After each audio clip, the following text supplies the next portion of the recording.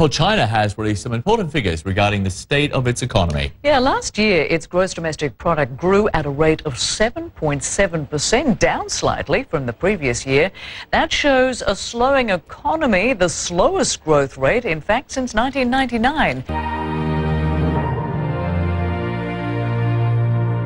The model that China's been using to pump up growth in the wake of the global financial crisis, which is an explosion of credit that's driven an investment boom, is running out of steam. And China's own leaders, everyone from China's own leaders to George Soros, who recently wrote about this, is saying as much publicly. So what we can expect going forward is for that slowdown to not rebound, but actually deepen. And it could deepen significantly. So China's economy is really at an inflection point. It's trying to make an adjustment from one kind of growth driver, which is investment, to another kind, which is consumption. And it's very challenging. It's going to be a very challenging transition for the Chinese economy.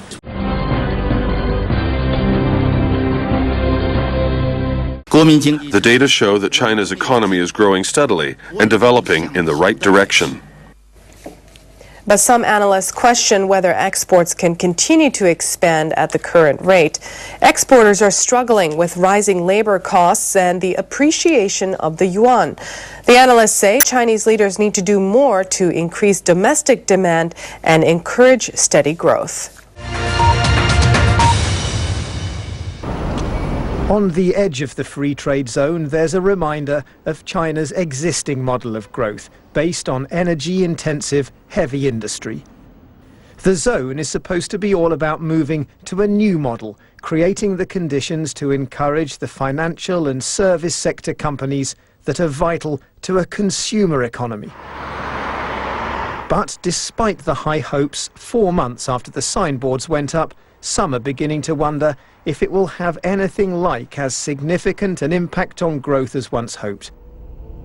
Policymakers appear to be moving cautiously, and some of the bolder promised measures, like full currency convertibility and interest rate liberalisation, remain aspirational rather than reality. There is certainly no shortage of pioneering companies hoping to get themselves a foothold. But whether this really is the gateway to China's future, the next big leap forward in economic reform, well, there is simply not yet enough detail to judge.